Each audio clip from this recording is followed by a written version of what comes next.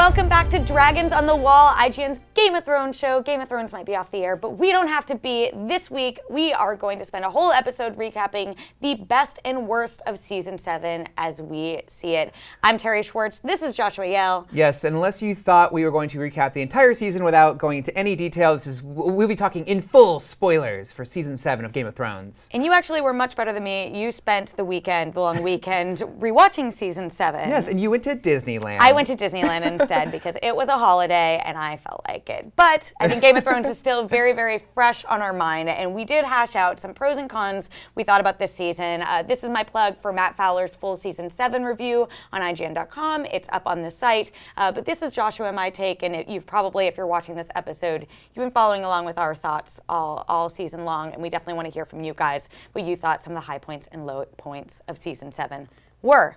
That was a mouthful. Without further ado, though, let's talk about our first pro of what we thought Season 7 did really well, and that was the Jon and Daenerys storyline. And this was something that you really wanted to kick off the episode talking about. Yeah, as I was doing my rewatch, you know, I really was more into the idea of them getting together. I still don't ship it. I still think it's a little weird, but as far as what the show did to bring these two characters together and show why they needed each other, and then show how their romance came to be and where they finally copulated at the end, you know, all of that worked was actually pretty strong, and it really works on a couple different levels. And the first one is, I really just love how they met, of really showing it from Jon's point of view. If he walks into this room, he's heard tons of things about Dany going into it, and he walks in, sees this silver-haired young woman who is beautiful, and she has dragons, and she's sitting on this throne. She's talking about how she has the claim to this kingdom. And she's speaking Dothraki. Just how weird would that be for just anybody, let alone, you know, Jon just coming in and needing to ask this person for help. But I thought it was so great how they started, and then how their relationship evolved. Had a little cave time here and there. We look at some cave paintings, getting to know each other, and then really, you know, what it was towards the end of the season, to where Jon, he said, I'm going to do something, put myself out there, and which is go beyond the wall and find a dead thing to show Cersei, and really just, you know, put everyone else before him, and that allowed her to do that too. She had to make a sacrifice too by going beyond the wall, following him, saving him, but also losing one of her dragons. And when they were both just in this really vulnerable space, that's when they really connected. He pledged himself to her, like, you are my queen now, and then, you know, she you know, accepted that, and then it culminated again in the romance, of course, with Bran ruining it with his prophetic. Not for them, ruining it for yes. us at least. No, I agree with you. I think that a topic that will come up a lot, I think, throughout this episode is just the quicker pace of Season 7. So at first, I did think, oh my God, everything's happening so fast. I did really like that Jon and Dany met pretty early on in the season, because that allowed them to establish this relationship and really sort of build on it. And I think that for all that things did happen quicker in Season 7, the pacing of the different stages of their, you know, earning respect for one another and then viewing each other as a peer and someone who they could rely on worked really well. It actually reminds me a little bit about what brought Rob and Talisa together on the show, and how we saw, like, the vulnerable side of these very powerful commanders. And I liked that we could see that a bit in Jon and Dany, something we don't see a lot from them, because they've gotten past the point of romances and are very much thinking about, like, business first. But to your point about the first introduction between Jon and Dany, I agree. I love that scene, and something that Season 7 has had to work on that previous seasons haven't, is when you're bringing to, I think the show borrows a lot from George R. R. Martin's structure of, like, perspective characters.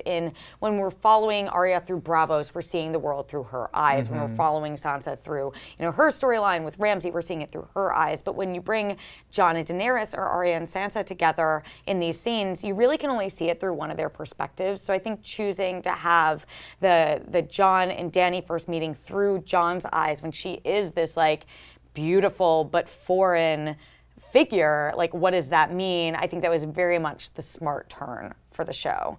But I think that brings us to a con, which is you in rewatching Season 7 felt that the Arya and Sansa storyline in Winterfell, for all that we tried to give it the benefit of the doubt sort of throughout the course of the season, didn't really work for you. Yeah, like you were saying, yeah, as I'm watching it, we're all kind of sort of trying to get into the characters' heads and being like, okay, I guess I see why Arya would do that and why Sansa would think this, and of course Littlefinger's trying to play them against each other. He's good at what he does. I see why that's working. But in the end, it really just doesn't play, especially knowing how it all shakes out. And what's really unclear is just when they all decided to work together, and that's the crux of it. And I know there's the actor who plays Bran, Isaac Hempstead, right? Yes, yeah. who you interview a lot and you talk to. He said That's that my favorite. Yes, he revealed that there actually was a scene where him and Sansa talk things out, and he reveals some information to her, and you see that that's where she gets all the stuff to accuse Littlefinger. But they didn't put that in. And that would have been in the finale. He wasn't Right. exactly certain, but he was pretty sure it would be toward the end of the season. Right, and it would have been before the Littlefinger scene, and given that awesome reveal where she accuses Arya, but it turns out she turns to Littlefinger and is actually accusing him. It would have ruined that moment, and so I see the why the showmakers really wanted to build up the idea that it was Sansa versus Arya, but really it was a fake out the whole time. But to earn that fake out, they really led us down a really confusing and really befuddling path where it really made both Arya and Sansa look like much weaker characters who haven't learned a thing, right? Because of course Arya would know that the Lannisters are horrible people and would force her sister into do these things, and like she would be able to, especially with everything Arya's gone through, she'd be able to look at Sansa's and hear her story, look at everything she's done, and be like, of course, I totally see why you would do all this. But they make Arya almost out to be like this villain who wants to kill her sister, but for never anything like leading up to that would I believe that would be the case. And same thing for Sansa, like for her to be played by Littlefinger again after all this time. And so let's say it was the episode of the finale that they all kind of got on the same page and decided to go after Littlefinger. So really, he was playing her this entire time, and she still didn't learn. I know she says, I admit, I'm a slow learner, but not that slow. Well, that's what I wanted to ask you, because something that Dan and David, the showrunners, said in the finales inside the episode was they knew and they were building towards this reveal the whole season. So it wasn't something they decided in the finale. They knew going in that there was going to be this tension and that it was like Littlefinger was going to sort of create this pressure cooker situation so that when everything culminated in the finale, that would be what resulted in his death, which I think is interesting. And I think I saw a lot of criticism from people like us who were criticizing throughout the season about how it didn't make sense for their characters. Everyone was saying, well, just wait and see how it all plays out. But you're saying even knowing what happened, it still doesn't really track for you? It does not track. I think what was lacking, what it could have used, was maybe for someone that they could show us Littlefinger actively plotting with to make this happen, of having him give him someone to talk to. Because really, for as much as this was his swan season, his swan song, he didn't get to go out in a big way. He was really a side character in this plot, and even though he was an active part of the Winterfell plot, I really didn't feel like we got much from him. Like he wasn't really on screen that much, didn't really do much. He's like sort of doing things, yes, but not in an active, interesting way that really showed him pitting these two characters against each other. I think they should have done less of the, ooh, we'll have like a fake out, and really just show everyone's cards on the table and show us a more intricate, honest plot. And I think that would have gone a long way for them to really make that plot work. I think they didn't need to have like this fake out in the end. I thought it would have been much more interesting if they just showed what was going on, at least from someone's point of view, because we were in the dark to what really all three characters were really thinking. We needed to be given a little more information. Or even have like Sansa have some like talking to Brienne about it, or Arya doesn't really have any other characters, but maybe like talking in the Godswood about it or talking to Bran about it. And I think I get why these people would try to keep things closer to their chest, but I agree that you were missing something there to help everything make sense. And similarly, I was sort of ranting about this yesterday. For all that I didn't rewatch it, I certainly was thinking about it a lot. And Littlefinger's entire advice to Sansa this season is fight every battle on every front, but Littlefinger never once thought, okay, maybe Sansa will turn on me. Like, to me, that seems like a slight logic gap, that he must have had some sort of contingency plan to think, okay, well, maybe this doesn't go my way. And we see him try to like turn to the Lords of the Vale and cry, but I don't know. I still feel like maybe if they had established that some of these characters got clued into what he was doing before what looked like the jump between the second to last and last episode, maybe it would work better. But the fact that it really was supposed to be until then, I think, is probably the bigger issue. Yeah. And really, I think what I'm kind of getting at here is that the brand of it all, of that they either met a character who was like, hey, all three of these characters are like, hey, we know that he has visions. Like, Bran didn't actually say it to Littlefinger, but he said something to Littlefinger, like chaos is a ladder, which is so cool, right? Things that there's no way Bran could have known. Why did Littlefinger not do anything of the information and try and find out what was going on with Bran? Because if he knew that, what else does he know, right? He knows everything. So, and also Arya and Sansa, the second you figured out that Bran has like visions and knows all this stuff he shouldn't know, has access to lots of information and not using it, it's like finding out you have the internet for the first time ever and not like searching for anything, right? Like, wouldn't you be like, oh my gosh, well, let's have a really long conversation where we find out the answers to a lot of things we want to know, or at least get to the bottom of what's going on with Bran. And instead, they didn't really explore Bran and give him a chance to talk about what it's like to even like be the three-eyed raven, and really just turn him into a plot device who says cool things at the right time. And I think that the sense of Sansa using the internet for the first time, the Branternet or www.werewood.net or whatever you want to call it, I think that was the scene that was deleted, which, as you said, like undercuts the surprise of the reveal later, but is very much her coming in and saying, hey, Bran, so can you like check on some things? And he sort of needs to actively seek out, as we see with Sam and Jon, like the Jon reveal, like he needs to seek out that extra detail to understand. And I think Bran basically then went and was like, oh yeah, he did this, this, and this, and it's his dagger. So he certainly has done enough to justify what you're about to do with him. Yeah, so just to recap, so Sansa and Arya were acting out of character, and they were both acting really dumb. Bran didn't do anything really, and then Littlefinger, the ultimate betrayer, got betrayed in a way that doesn't seem like worthy of taking down the master manipulator of the show. That was a very long con, but I do have a pro that I'm really excited to talk about. One thing I really ended up loving this season, which is funny because I entered into this season saying I hope that this character died this year, but I love what they did with Cersei. I thought that it was really, really impactful, especially in the last episode when they did the bait and switch with her. I don't know about, I think we talked about it. We both pretty much fully fell for her going and saying, okay, you're right, like, let's go fight the Night King. And then when she does that reveal at the end of her saying, oh no, I lied, and Euron went off to the Golden Company and we aren't gonna send the army, we're just gonna protect ourselves. Like, I loved that because it's so fitting in Cersei's character. And also, I mean, we've been asking for seasons now, what's going to be the thing that causes Jaime to break from Cersei? We finally see it. And I really think that for, sort of like with Jon and Dany, I think they plotted Cersei's arc really, really well this year. She is a character, she didn't have to move too much. We could sort of see through her perspective, but also see her through Jaime's perspective, which is really impactful. And I think when you look back at her arc from the beginning, I'm really glad they kept her around for the finale because I think that it's so bittersweet. She ended up getting exactly what she wanted. She wanted to be on the Iron Throne. She wanted to be the queen of the Seven Kingdoms, and she's queen of like a couple of kingdoms, but she has no family behind. And similarly, like in that last episode, I really loved that she was confronted with the opportunity to kill both of her brothers, the brother she loves and the brother she hates, and she couldn't do it with either.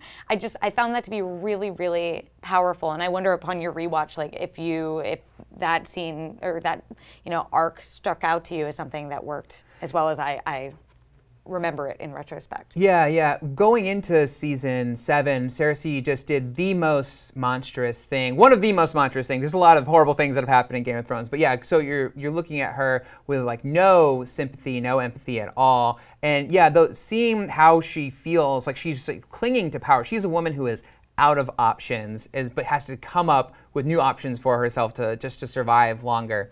And it is really interesting seeing her essentially faced against Tyrion and Jaime, and really put in situations where she wants to kill them both, but she decides not to. But where does that leave her in the end? Yeah, it was very cool arc for her. It was cool arc for her. It was a cool arc for her, and really finds a lot of purpose for a character who could easily just be like, okay, let's work together. But no, she's always up to something and always looking out for herself. And I think that it's interesting, you know, the line from Sansa in the trailers going into this season was the lone wolf dies, but the pack remains. And we thought that was going to be talking about the Starks. The Starks did end up all working together, but Cersei is very much the lone wolf.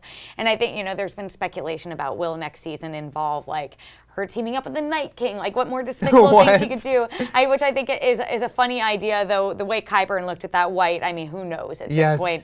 But I do think... He loved that hand. he was excited about that hand. He was super excited. He's going to experiment on that hand. But I do think that we're setting up like a very bittersweet, tragic end to Cersei when it happens, because I still think that she has some bite left in her. It reminds me of like Lord of the Rings when Saruman is like still left going. They don't kill him, but he still has like some, in the books, he still has like a little bit more evil to put into the world. And that's how I feel about Cersei, especially with her getting the Golden Company. Like I still think she has a little bit more evil to put into the world, and I, you know, I'm really glad again in retrospect that she survived this season, because I think they can do something really interesting and complex with her in the final season. Yeah, I feel like in a way by staying behind with assumedly some of her forces, it creates a really interesting scenario, and I've said this before on the show, is that I think the most interesting thing that could happen is at the end of the world, the heroes of the show, I do that in air quotes for our audio-only listeners, all have to work with Cersei to save the world. And let's say the attack, or they meet the Night King's forces and they're shattered, right? And they have to retreat. Where are they going to retreat to? King's Landing. So actually, isn't it good that some soldiers are still behind and they will have to go to her? And I think that will be her play for power. We don't get too much into predicting what will happen next time, but I think she set herself up in a really interesting way for next season. And I think the show is also set up that, you know, everyone could be pushed down south very quickly with the Night King never going through the wall. On to another con. Some characters who didn't get the best arc this year, the Greyjoys, which basically they had about like half an episode's worth of plot stretched out over multiple episodes that really only seemed to serve as setup for whatever is going to happen in the final season. And you in particular wanted to talk about this. I hate the Greyjoys. In general, or just just all together, really. I mean, Theon has always been a really pathetic, disgusting, awful human being, and just not just like.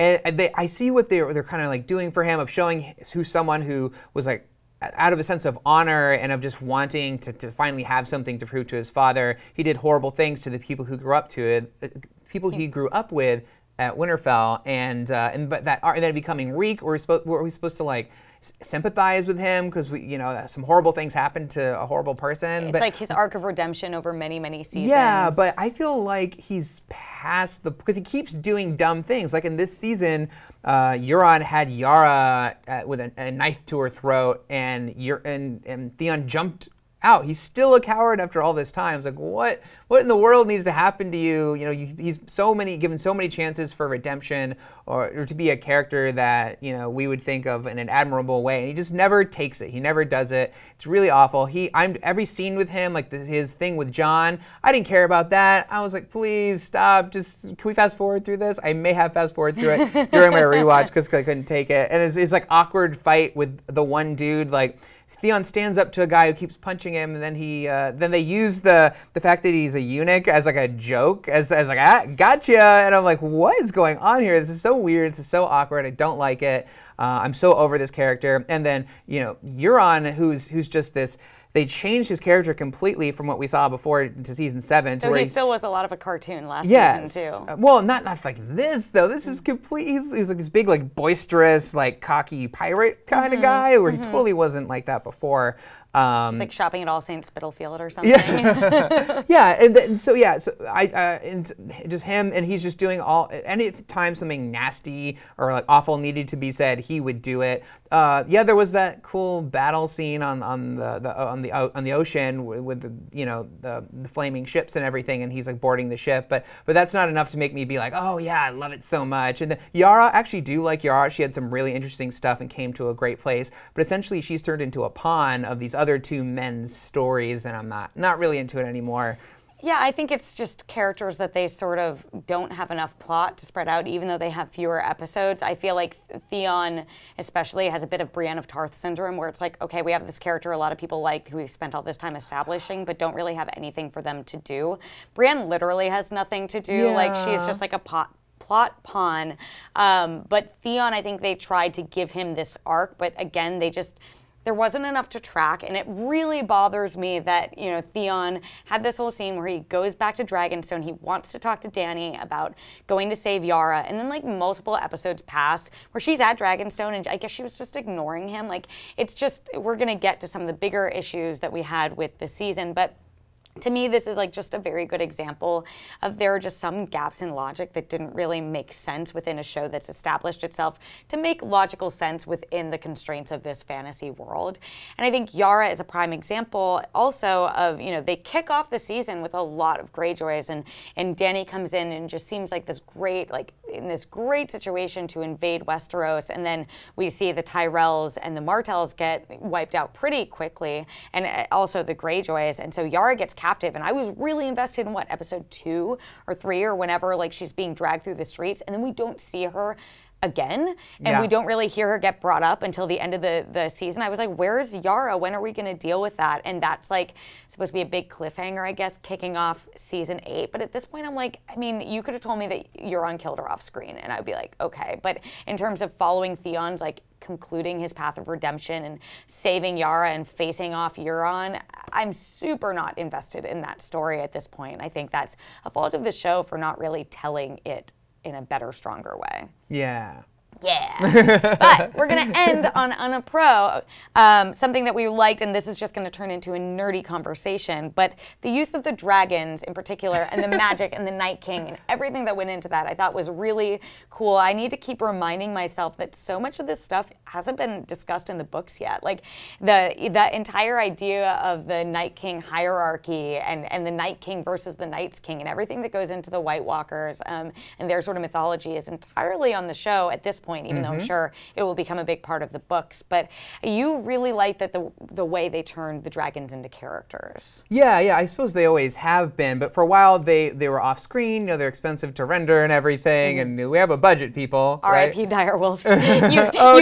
You did not appear this season because of how expensive the dragons were. Well, we did get the one scene where Arya saw Nymeria and her pack. But sorry, Ghost specifically. Yeah, Ghost. Ghost we did not get, and it would have been great if they just had one scene where they were like, hey, Ghost, could you like stay here and guard my sisters, or go fetch?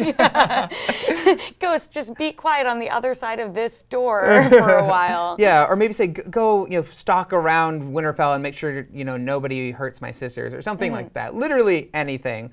Or a piece of dialogue. But anyways, but let's talk about the dragons, because they're so cool in this season, because we finally got them out in battles, and also we got to see what the sort of, kind of like their personalities a little bit more, like when Viserion very tragically was killed by the Night King, like the other dragon, Rhaegon, right?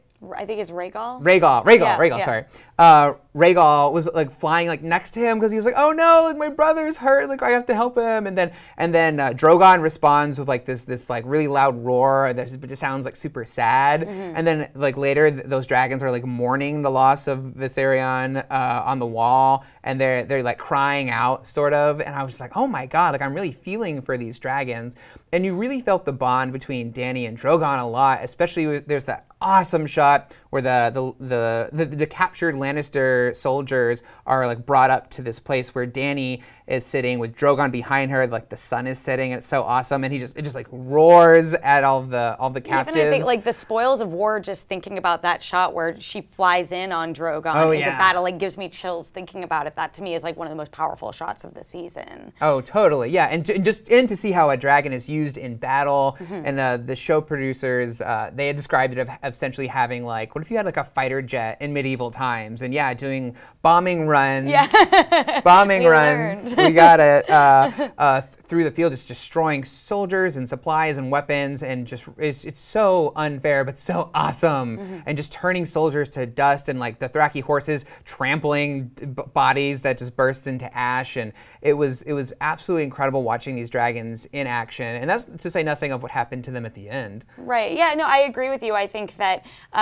Game of Thrones is a show that the basic premise is building up to their one day being these massive dragons that Daenerys will be flying and having be a big part of her impact and her invasion in Westeros. And so you need to have those scenes when Drogon and Rhaegal come down to the Dragon Pit in King's Landing are just so intimidating. You need to have those shots where Jon and Jaime and even Cersei see a dragon for the first time, a mythical creature that they only heard about in bedtime stories. And you need to have them look great. And also, for all that we were like cracking jokes, the colors don't really differentiate in them anymore. You know Drogon, but who are the other two? Like even Dany couldn't really remember Viserion's name. But I think that like they are developed as characters, and that becomes really impactful again in the scenes like the Spoils of War, which is definitely my favorite episode of this past season. When you have her fly in, when you have that scene where Drogon acknowledges Jon and like lets him touch him, is to me even more powerful than when Tyrion had a similar scene a couple of seasons ago. So I'm fully with you, and I think similarly, like for all that the Night King is a fairly one-dimensional villain, and I don't really get what his plan was this season other than if I march south, I guess I'll get my way, be it giants or dragons or whatever. But I think that as a threat, they certainly are intimidating. And that shot of the wall going down, like if they're truncating the length of a season but putting it into budget, at least they're making the effects look incredible. And that scene where zombie Viserion took down the wall is just terrifying for what's going to come in that last season. That was so cool, right? and me being a super nerd, I was like, well, how can an undead dragon still breathe fire? And well, he's got holes in his wings because he's starting to decay, so how can he still fly? But throw all that to the side, and that was so awesome watching the Night King ride a zombie dragon and melt down the wall. And people were like, well, what was his plan A? Like, what was his original plan before he lucked into an undead dragon that he could control? He had giants, I guess, who they could have like torn down the gates. We know that was sort of effective when they were zombies. Like they probably just could have gone through there. Yeah, but then if you're the Night's Watch, wouldn't you just fill those gates with like cement and something and frozen rocks and water? Yeah. I don't know. They would have a failsafe, right? If someone came through. Lucky for the Night King, he got that. He doesn't need to worry about it. Yeah, we could argue about it all day. But so the fantasy elements really came through. Game of Thrones essentially starts in a post-magical world where all dragons are dead and there isn't any magic. And at the end of the first season is when the dragons, they're hatched, they're born, and they bring magic back into the world. They really emphasize that in the books, but we've seen it happen in the show, and they've finally grown to giant machines of war that are huge pieces in this huge fantasy warscape game that we're watching unfold. And it's so awesome that this is happening on TV. Yeah, I'm so happy to have a fantasy show that just looks better than a movie a lot of the times. It looks so good. As a fantasy nerd growing up, this was the story that I never had to see in a visual medium, and that I loved reading, and that like I never thought I'd see the day. And we finally do, which brings me to actually one of my biggest issues with this season as a whole. And I should preface this by saying, Joshua, you and I love Game of Thrones. Yes. Like if you can't tell watching this show, the reason why we're ranting and nitpicking and getting all into this is because we love the show. We love the books. We love this story. And that's why it was really frustrating to me that this season just seemed to lose the grasp of logic that made us connect with Game of Thrones to begin with. I've seen a lot of criticism of people, ourselves included, nitpicking a show for having timelines make sense when it's a show that involves dragons and a zombie Night King, whatever. And I think the reason that it really bothered me, and I've had that extra week to think about it, is that this is a show built upon the logic that it created. That the only reason we buy these characters and we buy this world is because it set up rules that it can follow. And part of that is that it takes a while to travel across the country. Part of that is that this isn't just a story where the people you love survive, that this is real life and bad things happen to good people and good things happen to bad people. And that's like the drama that's engaging. And so when you have an episode like Beyond the Wall, where not only is the show just losing a lot of the suspense because you aren't ever concerned about these characters who are brought together, but when you have the director come out afterwards and say, why are you all nitpicking? Like, why are you caring about the fact that Jon and everyone's only supposed to be there for one night, and yet Gendry ran back to the wall, got a raven down to Dany, and she flew up all within this same period? Well, because that doesn't make any sense. And to have sort of the people at the top have this flippant behavior about it, where they're like, oh, well, you just need to buy it because it's dragons and fantasy and you can suspend disbelief. I think the reason why so many people got attached to the show is because you don't have to suspend disbelief, you know, beyond the fact that, yes, this is a fantasy world. It feels real. And that just makes me nervous about what comes next. If they're going to be this flippant about it now and expect, you know, that the nerds who are going to go out and calculate how fast a raven can fly and see, oh, okay, it takes 3 to 4 days and potentially this could turn around. Like, you're writing, George R. R. Martin was writing this story for those people, and I think that it's those people who help make this show as popular as it is.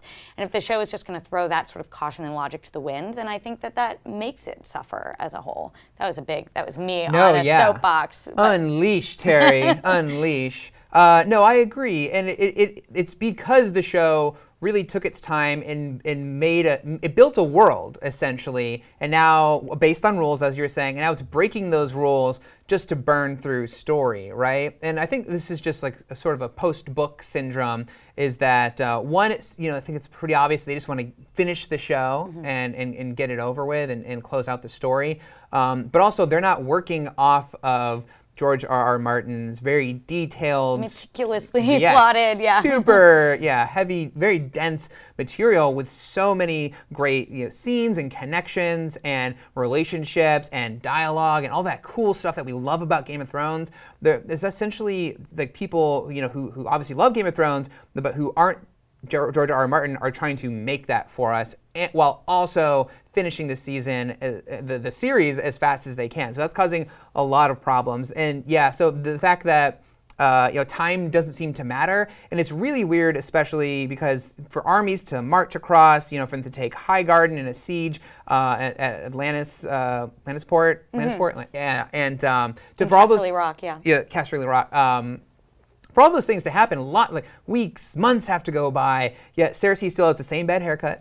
She still is not showing her pregnancy. She's not showing her pregnancy, yeah. So it's weird to have the time accelerated, yet characters aren't growing or changing, right? And I think, like, again, I get that it's nitpicking, but to me, it's using this issue as part of a larger issue I think the show is facing, where as it's speeding through all these storylines and rushing through, like, it's losing that logic that makes Game of Thrones make sense. So we have situations where it doesn't make sense why Arya and Sansa are acting this way, and it doesn't make sense that all these people would be able to travel around so quickly, and yet Cersei isn't showing and hasn't changed her haircut. And when you start to lose that, then you start to lose the believability of any of it. And I think the reason why Game of Thrones is such a hit is because, as I said, like, it makes sense within the world that it's created.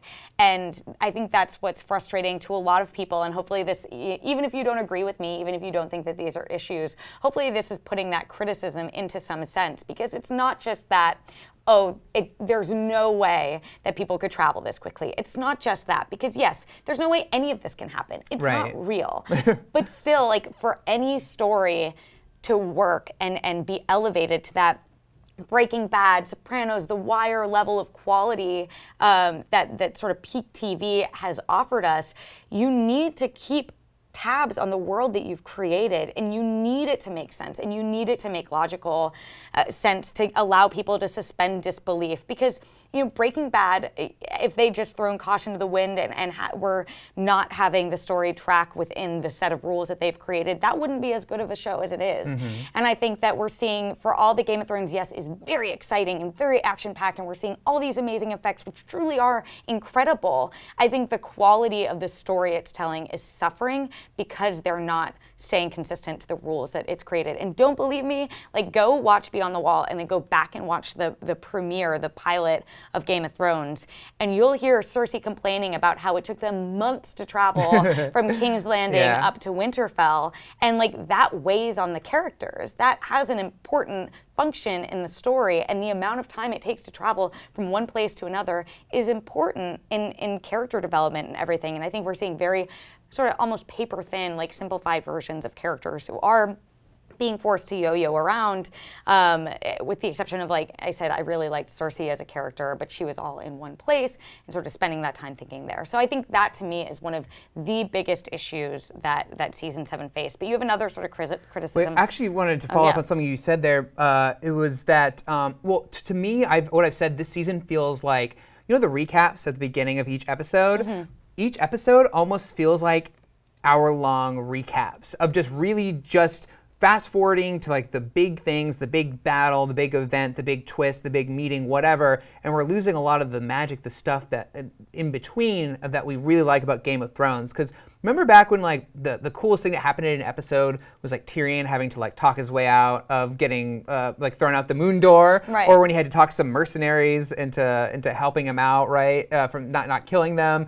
Then he shows up like with his own little personal army squad when he meets his father. Like that's like so cool, right? Of these like small like character moments that are between the huge set pieces in battles, and sometimes they wouldn't even show battles, right? Because we all just wanted to watch these fascinating characters talk to each other, really. But now we're past that. We're not getting any of that in what feels like a huge rush to get to the end. So yeah, so that is, yeah, I agree. That's a big load of criticism we just threw at you guys, and we definitely want to hear. I mean, I'm sure that a lot of people won't necessarily be on the same page as us about this, or maybe some people will, so we definitely want to hear your thoughts. You can tweet at us, or you can respond in the comments below. And I will say this real quick, is that also, we still love the show, and I feel like because we did get we'll call it 5 seasons of great Game of Thrones stuff where we got invested in these characters. It's almost like okay now that 6 really started like the speeding up of things, and then 7 really like hyper fast forwarding,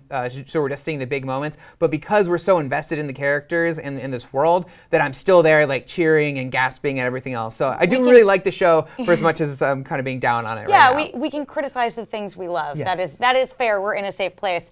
Now, we did have one other big criticism that Joshua, I'm going to let you lead, since I sort of just word vomited a lot of thoughts about the logic breaking on the show. Actually ties into what you were saying before, is that I've never heard this term before this season of Game of Thrones, but it's the term plot armor, which means if a character is important to the plot, they are immune from dying. But in Game of Thrones, from the very beginning, what was always most interesting about it is that anyone's ticket could be called at any time. Anyone could be killed in any scene, any moment. There were many, like obviously, like Ned Stark dying at the end of season 1 was the original, like, oh my God, what the heck? This like nothing is sacred for this show. Even the person who's essentially the main character can be killed. Multiple times, because Rob died too. Yeah. Then season 3 was another like, oh my gosh, like this is insane. They're doing things in this show they wouldn't really do in any other show. But now characters have plot armor. When everyone was going Beyond the Wall, I called it, or I tried to call it, that I was like,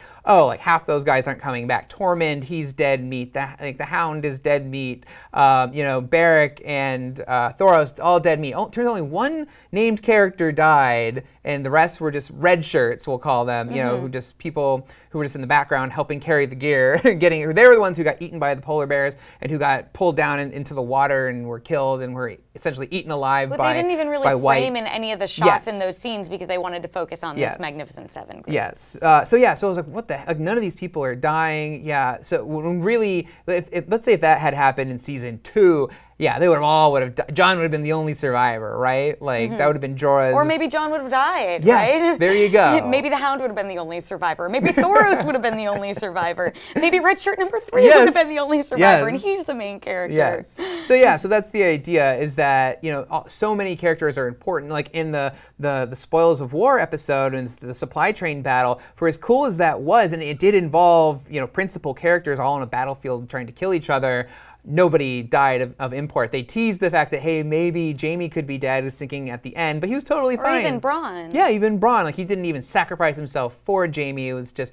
they're both fine, and they're alive and kicking the next episode. And yeah, so there didn't seem like, it feels like we're in a show that was built on, be careful who you trust and what you do. We're now in a world seemingly without consequence that just wants to keep everyone alive long enough to have the Clegane Bowl happen. And so we want to see Arya, meet the Hound again or whatever. So it seems like people are being kept alive for reasons that defy the world that the story lives in. Yeah, I agree with that. And I think it's interesting because it's coming off of one of the most surprising things that the show has ever done, as sort of, as far as we know, a show-only invention, which is that Cersei blowing up the Sept of Baelor. I did not see that coming, and that sequence still to this day is maybe my favorite sequence the show has ever done. And I agree with you. I mean, obviously there were named character deaths. Littlefinger died, but after a season of setup. And Viserion died to be brought back by the Night King. And Thoros died, and the Tarleys, who we didn't have time to invest in. The Sand Snakes, I guess, all were